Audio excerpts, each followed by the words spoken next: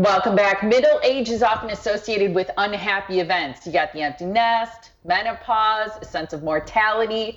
But our next guest says this is a great time to reconnect with your partner and your family. Amy Schmidt is the author of Cannonball, Fearlessly Facing Midlife and Beyond.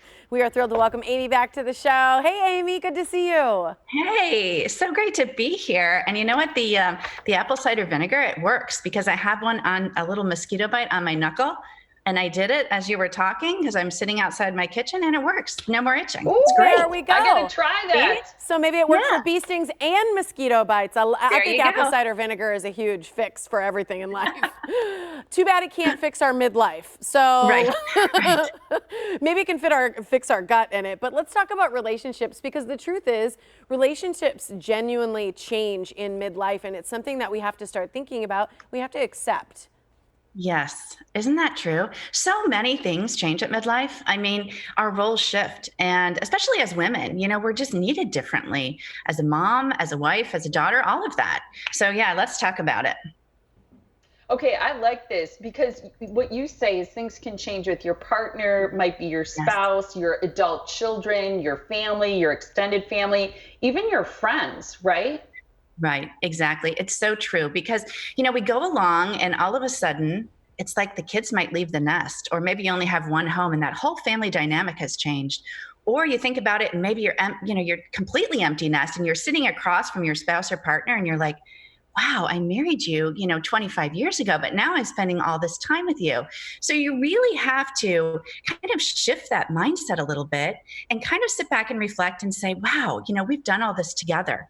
We have to forge ahead now. We really have to find that balance, that respect. There's two areas, especially as, with your spouse or partner, and you look at your marriage, and some marriages really are challenged when all of a sudden your kids are gone and you're just there with your spouse. Sometimes you don't feel like that marriage is strong enough. And so we have to work to really reconnect. And part of that is just doing little things like, those little things of gratitude, like, when you're folding your laundry. And I mean, I know how many piles I have and I'm folding it. Maybe just one day my spouse or my partner will help me with that. And it's like, wow, thank you for doing that. Those little things that we need to do in our relationships just to kind of recalibrate and reconnect and have that level of respect with each other. You're right. It's those little moments of gratitude. I like that. Whether it's even just making your cup of coffee or tea for you in the morning, Totally. that just feels Yes. so great. So here's a little bit about these reflections on appreciation we're showing as well. You talk about adults and obviously reconnecting with your spouse or your partner, but what about your adult children? I found it's Yeah. like, I thought connecting with my mom as I get older is the most precious experience in my life. Right, right. And that is so true. I think you kind of go through that too with your adult kids. All of a sudden they leave. And it's like, oh, I remember hearing a story, and I think I share it in the book, about a friend of mine whose daughter went off to college.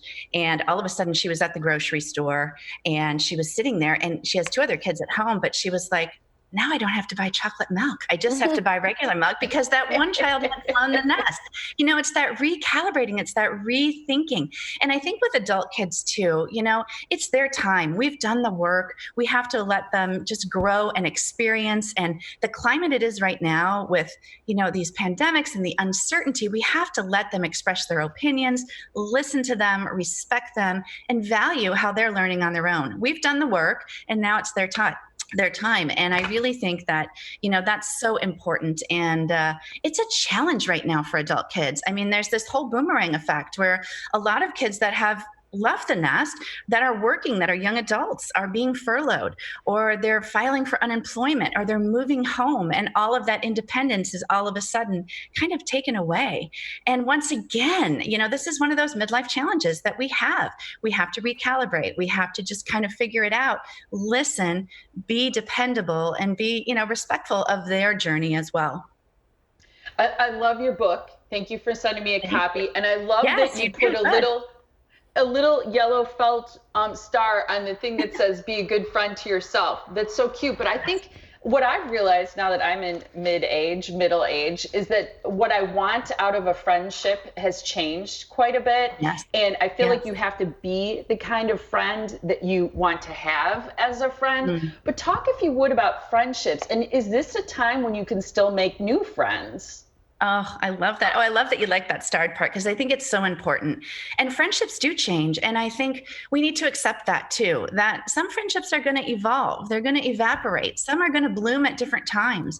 You know, I write a story in the book about a woman I was writing at the New York Public Library, and I was sitting down and really needed to be focused and just didn't have time to look up. I wanted to stay in my lane. And all of a sudden, here this woman needed to spend time with me that day. I needed her in my life, and she needed me in her life. And it was just one of those things that was unexpected. And for us at Friendships at Midlife, it's so important, I think, to look at it as a portfolio, to really surround yourself with those people that are going to deposit in your account and not withdraw. And that may be, mean taking some really different courses along friendship, and maybe some will evaporate over time. It just depends, but you can always make friends. And that's the beauty of midlife, is you're engaging in new opportunities. You have more time, you can take a class, and all of a sudden you can meet your new best friend. It's really a great time to expand and evaluate as well your friendships. And maybe even a little reinvention. I love it. I'm going to make sure everybody's got your website. Thanks so much for joining us, Amy. Thank you. It was great. Thanks for having me. Absolutely. Here's the website so you can learn more about Cannonball, which is Fearlessly Facing Midlife and Beyond, at fearlesslyfacing50.com.